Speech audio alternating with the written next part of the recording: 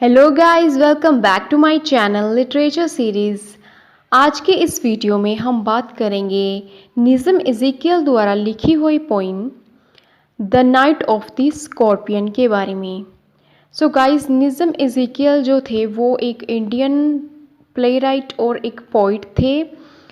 उनका जन्म बॉम्बे में महाराष्ट्र में हुआ था। उनको अपने वर्क्स की वजह से पद्मश्री और साहित्य अकादमी पुरस्कार भी मिला था। वो बहुत ही अच्छे पोइट हैं इंग्लिश के और काफ़ी ज़्यादा फेमस थे अपने टाइम में। ये जो पोइम है the night of the scorpion, ये एक इंडियन बैकसाइड पे बेस्ड पोइम है। इसमें एक छोटे से बच्चे की स्टोरी है जिसकी माँ को एक बिच्छू काट जाता है, यानी स्कॉर्पियन स्टंग कर लेता है।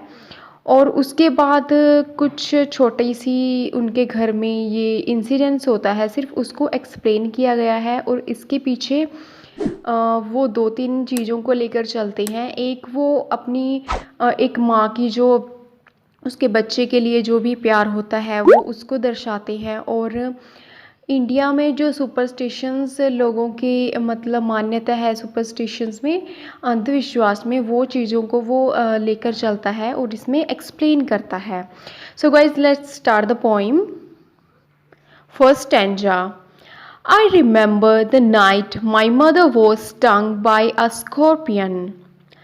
मुझे वो रात बहुत अच्छी तरह से याद है जब मेरी माँ को एक स्कॉर्पियन ने काट लिया था, एक बिच्छू ने काट लिया था। 10 hours of starry rain had driven him to crawl beneath a sack of rice. वो जो बिच्छू था, जिस दिन उसने मेरी माँ को काटा था, उस दिन क्या हुआ था, बहुत ही ज़्यादा बारिश हो रही थी और वो बिच्छू बाहर से पता नहीं कहाँ से आया और हमारे घर में एक राइस के बोरी के नीचे आकर बैठ गया था, वहाँ पे छुप गया था और क्रॉल कर रहा था। Parting with his poison flash of a diabolic tail in the dark room, he reached the rain again. उस दिन काफ़ी ज़्यादा बारिश हो रही थी। उसकी एक लंबी सी डायबॉलिक, जो कि भद्दी सी दिखने वाली टेल यानी पूंछ थी उसकी, और वो डार्क रूम में अंधेरे में था जब उसने मेरी माँ को पॉइजन्ड किया था।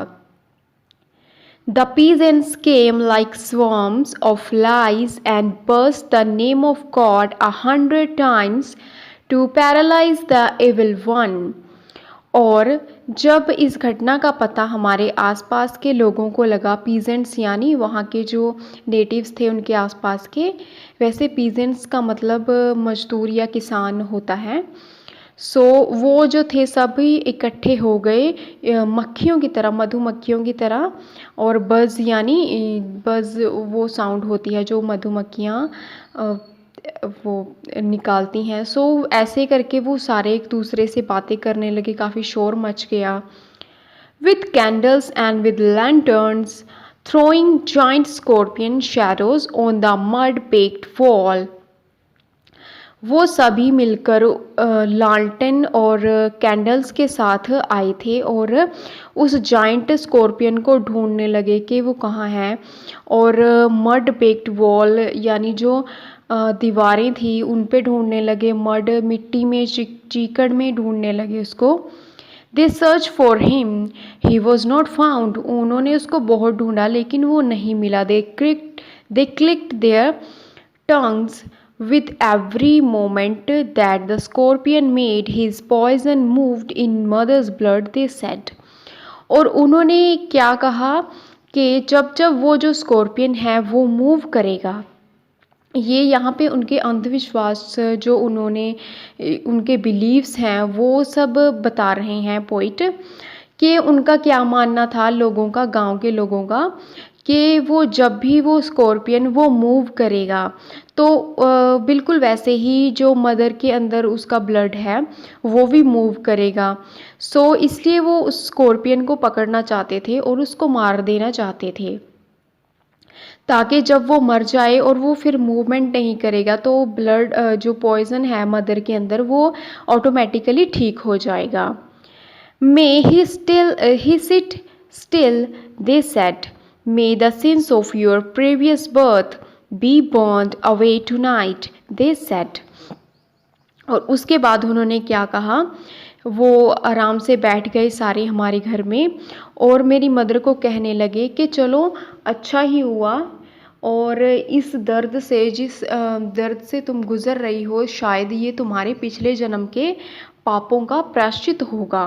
सो ये भी एक अंधविश्वासी जो बिलीफ है इंडिया में, जो लोग बहुत ही स्ट्रॉन्गली बिलीव करते हैं कि पिछला जन्म जैसा कुछ होता है, और अगर हमें इस जन्म में कुछ दुख या तकलीफ़ मिलती है तो वो हमारे पिछले जन्म के कर्म होते हैं। सो ये बेसिकली एक यूज़लेस थिंग है जो पोइट बोल रहे हैं हमको, और इंडिया के लोग इस चीज़ में बिलीव करते हैं, जो कि पूरी तरह एक अंधविश्वासी चीज़ है। सो वो कहते हैं कि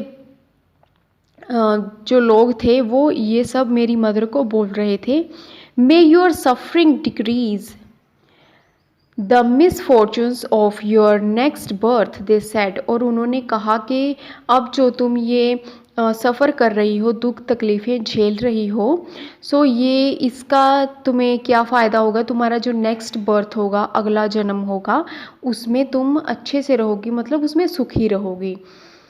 दे the sum of all evil, may the sum of all evil balanced in unreal world. और वो कहते हैं कि इस संसार में जो है तो तुम्हारा एक तरह से जो इवल और गुड का जो बैलेंस है वो हो जाएगा, बैलेंस हो जाएगा आपस में। Against the sum of good become diminished by your pain, may the poison purify your flesh. और वो कहते हैं कि भगवान करें ये जो पॉइजन है वो तुम्हें प्योरीफाई कर दे, तुम्हें अंदर से पवित्र कर दे, और इस दुख से तुम्हें आगे चलकर अगले जन्म में शांति मिले। Of desire and your spirit of ambition they sat, and they sat around on the floor with my mother in the center। और उन्होंने क्या कहा कि इससे तुम्हें क्या होगा, तुम्हारी जब जो आत्मा है वो प्योर हो जाएगी और तुम्हारी एम्बिशंस ख़त्म हो जाएंगी, जो तुम्हारी डिज़ायर्स हैं, ह्यूमन डिज़ायर्स हैं, वो ख़त्म हो जाएगी। उसके बाद वो सारे बैठ जाते हैं, उनकी मदर के दुआरे होके बैठ जाते हैं।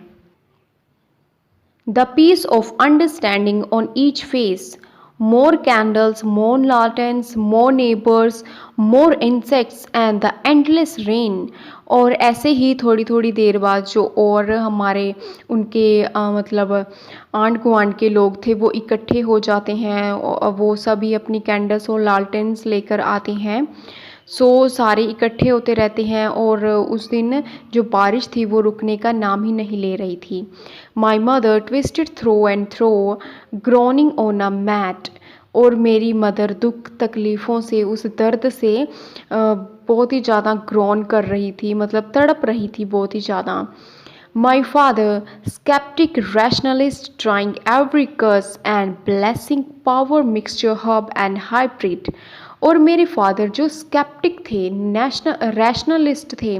स्केप्टिक का मतलब होता है तर्कवादी, यानी जो कुछ सोच समझ के, मतलब जो यानी इन यूज़लेस चीज़ों में बिलीव नहीं करते। और रैशनलिस्ट भी होते हैं जो साइंस को मानते हैं और विज्ञान को मानते हैं, अंधविश्वासों में बिलीव नहीं करते। तो वो पोइट कहते हैं कि उनके फादर ऐसे थे, और वो क्या कर रहे थे, यूज़लेस बातों की बजाय वो उस जो उनका ज़ख्म हो रखा था उनकी मदर का, उन पे कुछ ना कुछ लगा रहे थे, पाउडर बना के, मिक्सचर बना के जड़ी बूटियों का, हर्ब्स का। सो वो उनके ऊपर लगा रहे थे ताकि जो पॉइज़न है वो निकल जाए और उनकी मदर को रिलीफ मिले। He even poured a little paraffin upon the beaten toe and put a match to it। और उन्होंने क्या किया, उस पर थोड़ा सा पैराफिन भी लगाया। पैराफिन एक दवाई होती है, सो वो भी उनके टो के ऊपर लगाई जहाँ पे उन्होंने काटा था, स्कॉर्पियन ने काटा था। आई watch the flame feeding on my mother. और उसके बाद क्या किया, पैराफिन लगाने के बाद उसमें थोड़ी सी उन्होंने फायर भी किया ताकि वो जो पॉइज़न है वो जल जाए। और इन सब को पोइट देख रहे थे वहाँ, सॉरी जो स्पीकर हैं पोइट हैं सॉरी, वो देख रहे थे उनको बैठे हुए। I watch the holy man perform his rites to tame the poison with an incantations. और मैंने देखा वो होली मैन को, होली मैन यानी उनके फादर, होली मैन वो उनको बोल रहे हैं जो कि डिफरेंट डिफरेंट चीज़ों को ट्राई कर रहे थे ताकि उनका जो पेन है वो कम हो जाए। After 20 hours it lost its sting.